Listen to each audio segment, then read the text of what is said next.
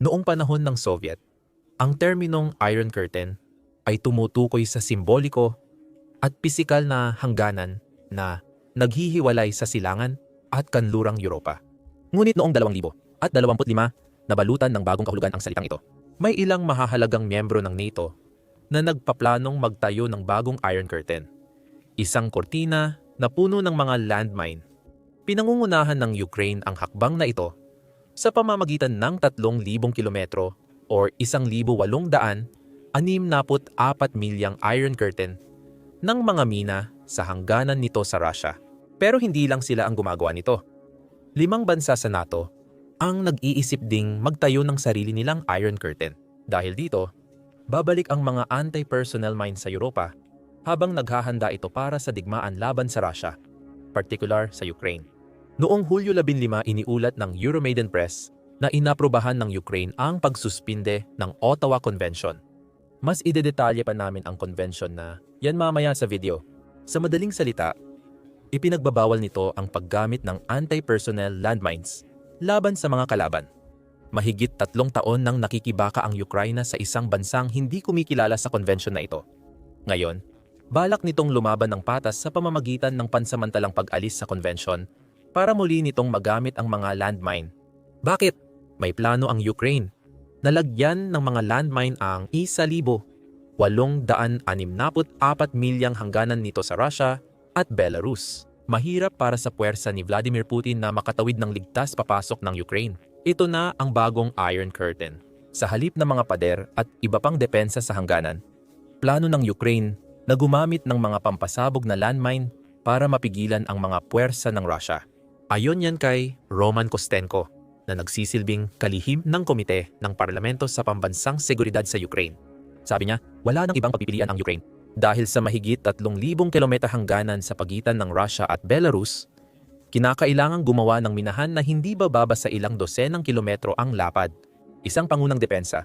Ipinahayag ni Kostenko nang inanunsyo ng Ukraine ang pansamantalang pagsuspinde nito sa Ottawa Convention. Ayon kay Kostenko, makakatulong ang mga landmine sa pagpapalakas ng depensa sa hangganan ng Ukraine at pagpigil sa pag-usad ng mga puwersa ni Putin. Ayon kay Kostenko, hindi sapat ang depensa ng Ukraine sa ngayon dahil nilalampasan ng kalaban ang mga ito. Dapat itayo ang mga ito sa tamang lugar bilang bahagi ng iisang sistema na may mga minang panharang. Kung hindi ay kailangang bantayan. Magkaugnay ang dalawa. Malaki ang epekto nito. Ayon sa Ukraine, malapit na nilang labagin ang kasunduang nagpoprotekta laban sa mga panganib ng landmine. Hindi dahil gusto nila.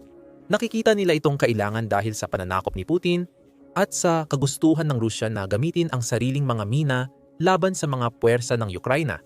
Para maintindihan ang kahalagahan ng hakbang na ito, kailangang mas pag-aralan ang Ottawa Convention. Itinatag noong huling bahagi ng 1977 na nawagan ang kasunduang ito ng pagbabawal sa paggamit ng mga anti-personnel mine sa lahat ng digmaan. Sabi ng United Nations, may 165 bansa na kasalukuyang kasapi sa convention na bukas para sa mga posibleng lumagda. Ayon sa Arms Control Association, hindi kabilang dito ang Rusya. At iyan ang problema. Base sa United Nations, halos tumigil ang produksyon ng anti-personnel landmine mula nang ipatupad ang kasunduan. Naging daan din ito para sa mga nasa 48 milyong nakaimbak na landmine na masira. Dahil lahat ng lumagda sa Ottawa Convention ay isinuko na ang kanilang mga mina. Pinapayagan din ng kasunduan na magbigay ng suporta sa mga nasugatan dahil sa anti-personnel mines. Bukod dito, binibigyan nito ng mga paraan para alisin ang mga ganitong uri ng landmine sa mga lupain ng mga kabilang na bansa. Ang Ottawa Convention ay naglalayong alisin ang lahat ng anti-personnel mines sa mundo upang hindi na magamit sa pagpatay at pananakit tuwing may digmaan. Maganda sana iyon, kaso hindi lumagda ang Rusya at patuloy pa rin nilang ginagamit ang mga landmine para maghasik ng kaguluhan sa Ukraine. Mahigit 3 taon nang kinakaharap ng Ukraine ang problemang ito habang sumusunod sa mga pagbabawal ng Ottawa Convention. Ngayon, pagod na sila. Ang pag-atras ng Ukraine mula sa kasunduan ay nagbubukas ng daan para magtayo sila ng bagong bakal na kurtina ng mga minang pananggalang para ipagtanggol ang kanilang teritoryo laban sa mga puwersang mananakop ni Putin. Malaking balita iyon. Ngunit mas lumalaki pa ang kurtina. Hindi lang Ukraine ang bansang Europeo na umaatras mula sa Ottawa Convention. Mayroon pang 5 iba pa na kasalukuyang umaalis. Finland, Poland, Lithuania, Estonia, at Latvia. 5 bansa, kabilang ang Ukraine, na mga miyembro ng NATO ay kasalukuyang nagsasagawa ng formal na hakbang upang umalis sa Ottawa Convention. Nagbukas ito ng bagong Iron Curtain na lumampas sa hangganan ng Ukraine malapit sa Russia at Belarus. Malapit na, makikita na natin ang daan-daang milyang walang taong hangganan na punong-puno ng mga anti-personnel mine. Ang tanong ay simple, bakit? Sabi ng United 24 Media 5 estado ng NATO ang umaatras sa Ottawa Convention dahil sa malaking alalahanin nila sa ginagawa ng Rusya, pareho sa loob ng kanilang mga bansa at malapit sa kanilang mga hangganan. Ang mga hakbang mula Marso hanggang Hunyo 2025 ay naganap sa gitna ng tumataas na banta sa seguridad matapos ang pananakop ng Rusya sa Ukraine noong 2022 ayon sa United 24. Samantala, ang Ukraine ay 3 taon nang lumalaban sa isang hindi patas na digmaan. Ayon ito sa kagawaran ng ugnayang panlabas ng bansa na naglabas ng pahayag noong Hunyo 20 sa 29 kung saan sinabi nito. Binibigyang diin namin na sa panahon ng paglagda at pagpapatibay ng Ukraine sa Ottawa Convention, ang mga pangyayaring ito ay hindi pa nangyayari at hindi rin inaasahan. Dahil dito, natagpuan ng Ukraine ang sarili sa hindi patas at makatarungang kalagayan na nililimitahan ang karapatang ipagtanggol ang sarili. Ayon sa Artikulo 51 ng United Nations Charter, para sa Ukraine, ito ay ukol sa sariling depensa. Ang 5 umaatras na bansa ay naghahandang magtayo ng bagong Iron Curtain. Bawat isa ay may mabibigat na dahilan para maghanda. Ang Finland ay gumugol ng mga nakaraang buwan sa pagmamasid, habang ang Russia ay nagtitipon ng mga tropa at muling binubuhay ang mga lumang pasilidad militar malapit sa kanilang hangganan. Ayon sa The Guardian noong Mayo, naghahanda ang Finland para sa pinakamasama laban sa Russia habang tinatapos nila ang unang 22 milya ng 100 at 24 milyang bakod na poprotekta sa pinaka-naaatake nilang hangganan. May hangganan sa Russia ang Finland. Hindi kayang takpan ng bakod ang buong hangganan at hindi iyon sapat para pigilan ang Russia kung salakayin sila ni Putin. Itinatayo ng Finland ang bakod habang gumagawa ang Russia ng mga bagong infrastrukturang militar malapit sa kanilang bansa, gaya ng mga hanay ng tolda, silungan ng fighter jet, at mga sasakyang militar. Ipinaliwanag ito ni Major General Sami Nurmi, pinuno ng estratehiya ng Finland para sa puwersang panlaban. Binabago nila ang mga estruktura at infrastruktura malapit sa ating hangganan na nagpapakita ng katamtamang paghahanda. Ayon kay Nurmi, pagkatapos ng digmaan sa Ukraine, sisimulan nilang ibalik ang mga puwersang lumalaban dito, lalo na ang mga puwersang panlupa. Unti-unti nilang ginagawa ito. Masasabing katamtaman pa rin ang bilang. Sa ilang lugar, nagtatayo sila ng bagong infrastruktura at naghahanda para sa pagdating ng bagong kagamitan. Hindi man malaki ang pagtitipon ngayon, kailangan itong paghandaan ng Finland. Ang kakayahang gumamit ng mga landmine ay mas makakapagbigay ng proteksyon kaysa sa bakod na hindi kayang takpan ang buong hangganan nila sa Russia. Dito naman sa Lithuania, marami ring palatandaan ng agresyon ng Russia na gusto ring paghandaan ng bansa. Ang Baltic State, dating bahagi ng Soviet bloc, ay gusto nitong gawin ang lahat para hindi na muling mapailalim sa kontrol ng Russia. Gayunpaman, napansin din nito ang presensyang Ruso na masyadong malapit sa kanilang teritoryo. Noong Mayo, 16 nakita ng Lithuania ang aktibidad ng Russian reconnaissance malapit sa kanilang teritoryo sa panahon ng NATO exercise na Iron Wolf. Nagpadala si Putin ng eroplano upang lumipad malapit sa Lithuania. Ang ehersisyo ay para obserbahan at balaan ang Baltic State na palaging binabantayan ng Russia ang kanilang mga kilos. Ayon sa United 24, lumipad ang eroplano ng Russia papasok sa airspace ng Belarus para manood. Na ikinondena ng German Bundeswehr Inspector General Carsten Breuer bilang patunay na malaking banta ang Russia sa seguridad ng rehiyon. Hindi epektibo ang mga landmine para pigilan ang mga eroplano nito. Tulad ng Finland, nag-aalala rin ang Lithuania sa posibleng pananakop ng Russia sa hinaharap. Iyon ang punto. Ang mga insidente tulad ng pagpapadala ng Russia ng mga spy plane malapit sa teritoryo nito ay nagpapalala sa mga alalahanin Ngunit ang pag-atras ng Lithuania mula sa Ottawa Convention ay magpapahintulot dito na maghanda sakaling maglunsad si Putin ng pananakop mula sa Belarus, katulad ng ginawa niya sa Ukraine. Hindi lang Lithuania ang tanging Baltic state na nag-aalala tungkol sa Russia. Batay sa ulat ng Radio Free Europe, noong Mayo 24 naghahanda ang Latvia para sa isang masamang sitwasyon. Ayon sa isang ulat, maglalaan ang Latvia ng mahigit 350 milyon sa susunod na 5 taon para sa isang proyekto ng pagpapatibay ng hangganan. Kabilang sa mga hakbangin ng Latvia ang pagtatayo ng mga bakod at iba pang mga paraan upang maiwasan ang posibleng pananakop ng Russia. Ayon kay Kaspar Lasdins, isang mataas na inhinyero sa sandatahang lakas ng bansa, plano naming maghukay ng mga anti-tank na kanal sa kahabaan ng hangganan, gaya ng nakikita ninyo rito ngayon. At pagkatapos ay palalakasin pa ito gamit ang mga Dragon's Teeth. Ayon sa kanya, bawat rehiyon ay magkakaroon ng sariling solusyon. Gagamitin namin ang yaman ng estado at pag-akit ng pribadong kumpanya. May mga checkpoint na ring nakalagay.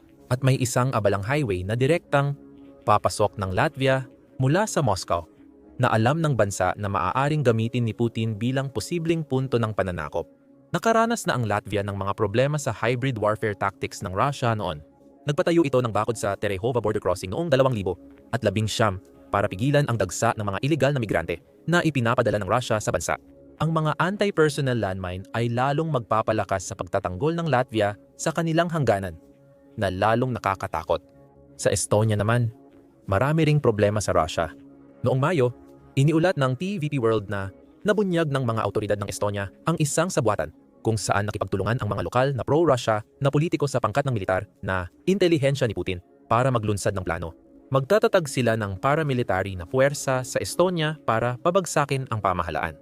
Kabilang sa sabwatan ang leader at mahahalagang personalidad ng KUS, isang pro-Russia na partidong pampulitika ng Estonia. Patuloy pa ang paglilitis, pero ipinapakita nito ang balak ni Putin sa Estonia at iba pang Baltic states.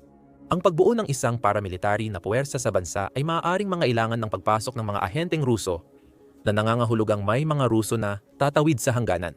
Maaari rin itong nagsilbing paghahanda para sa isang susunod na pananakop kung sakaling mabigo ang paramilitary na puwersa. Noong 2014 sa unang kampanya ng agresyon ni Putin laban sa Ukraine, pinakilos ng Russia ang mga separatistang puwersa sa Donetsk at Luhansk. Naging panimula ito sa ganap na pananakop ng Russia noong Pebrero 2022, Nagkadad 22. Marahil mahuhulaan mo ang dahilan kung bakit gusto ng Estonia at Poland na magamit ang mga landmine para bantayan ang kanilang mga hangganan. Noong Abril, binalaan ni Sergei Naryshkin, isang pinuno ng espiya ng Russia, na ang Poland at ang 3 Baltic states ay magiging target. Sa kaso ng agresyon ng NATO, ang bansa raw ang isa sa mga unang magdurusa, ayon kay Naryshkin. Ayon sa kanya, partikular na agresibo ang Poland at Baltic Republic, kahit sa salita lang.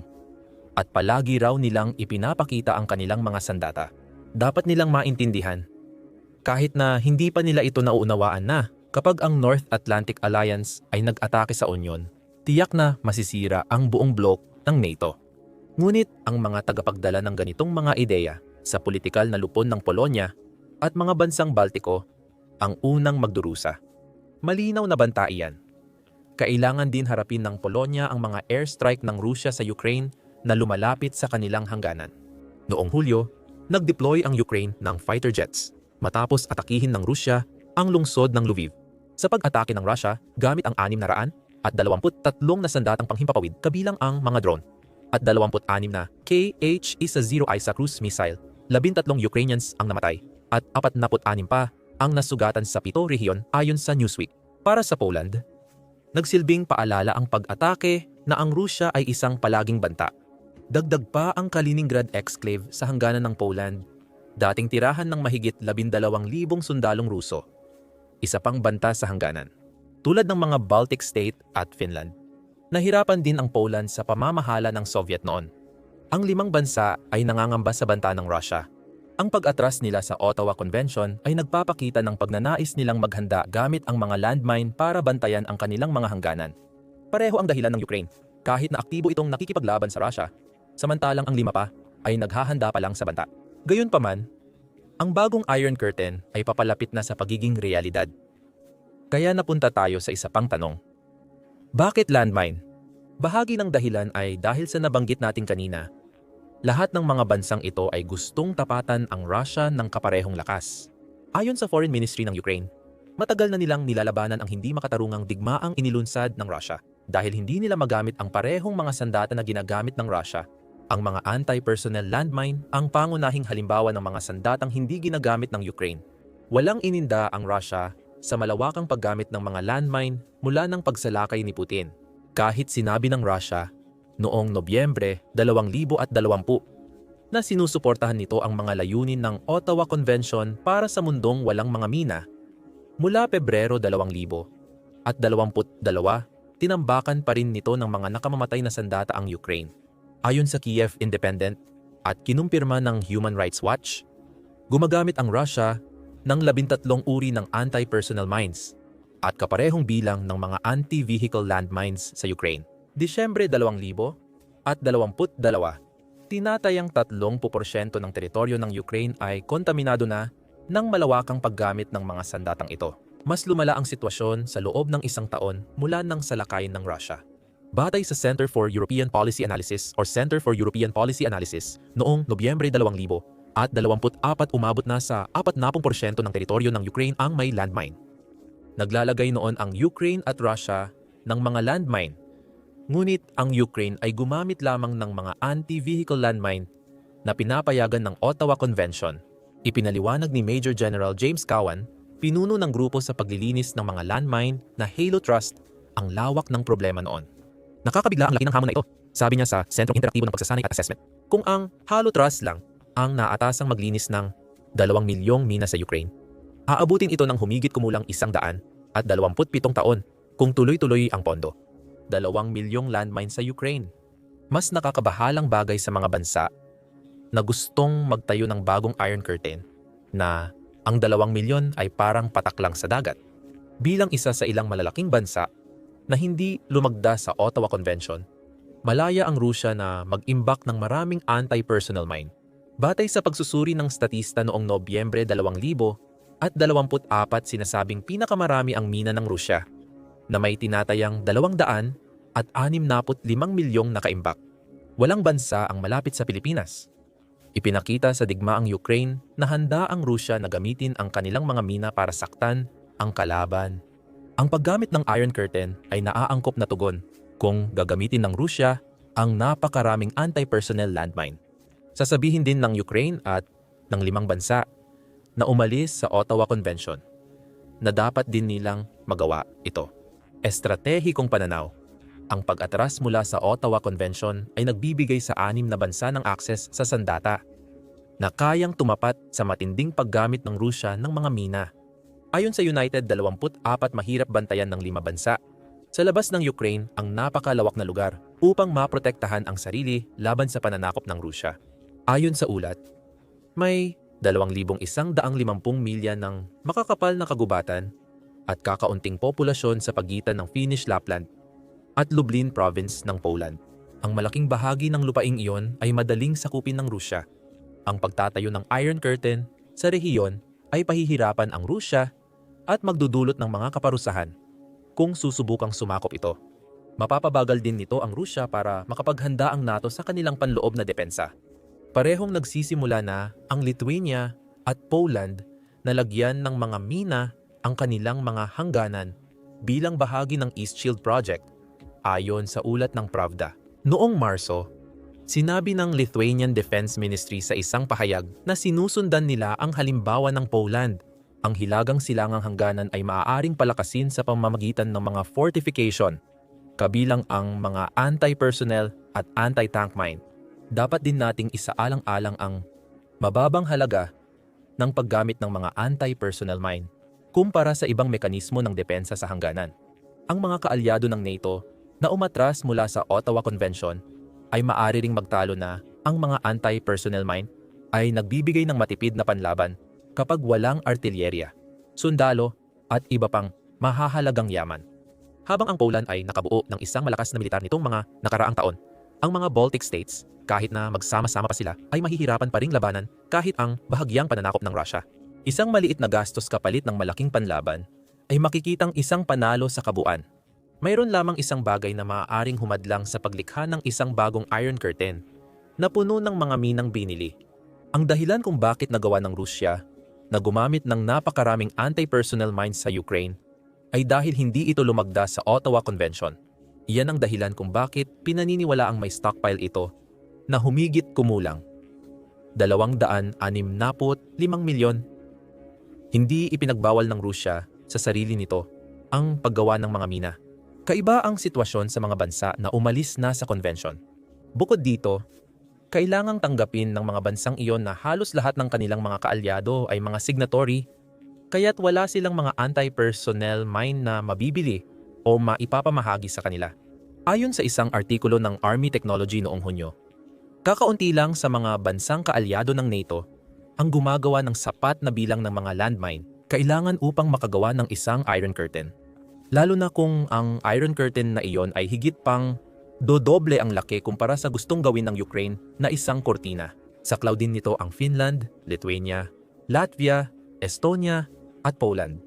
May ilang daang libong landmine ang South Korea na maaari nitong ialok kahit na hindi na ito gumagawa ng mga iyon. At maaring mas gusto nitong itago ang mga minang iyon bilang panakot sa North Korea. Ayon sa statista, pinaniniwala ang may nakaimbak ang United States na tinatayang 3 milyong anti-personnel mine. Hindi rin ito lumagda sa Ottawa Convention. Upang makabuo ng posibleng ruta para makuha ang mga kailangan sa pagtatayo ng bagong Iron Curtain, gumamit ang Lithuania ng ibang paraan. Ayon sa Army Technology, naglaan na ito ng $900 at 37 milyon para sa pagbili ng mga landmine. Maaaring gamitin ang ilan sa perang iyon para magtayo ng mga pasilidad sa Pilipinas na magpapahintulot sa bansa na gumawa ng sariling mga anti-personnel mine. Ang pagbili ay isang hinaharap na hamon. Sa kasalukuyan, 6 na bansa ang pumipiling umalis. Ayon sa Ottawa Convention, posibleng magkaroon ng isang Iron Curtain na puno ng mga mina sa Europa sa hinaharap. Ang kortinang iyon sa Ukraine ay maaaring umabot ng 1,864 milya ang haba. Kung tatabunan ng 5 kaalyado ng NATO na aalis sa convention ang hangganan, ang Iron Curtain ay maaaring maging isang 4,000 milyang panangga upang pigilan ang anumang posibleng pagsalakay ng Russia sa hinaharap. Hindi lang ang posibleng Iron Curtain ang ikinababahala ni Putin. Unti-unti, nilalapan ng Ukraine ang imperyo ng drone ng Russia, kaya nababawasan ang mga opsyon ni Putin para sa kanyang mga opensibang panghimpapawid. Para sa karagdagang balita tungkol sa paghahanda ng Europa sa posibleng agresyon ng Russia, panoorin ang iba pa naming video at mag-subscribe sa Military Show. Salamat sa panonood.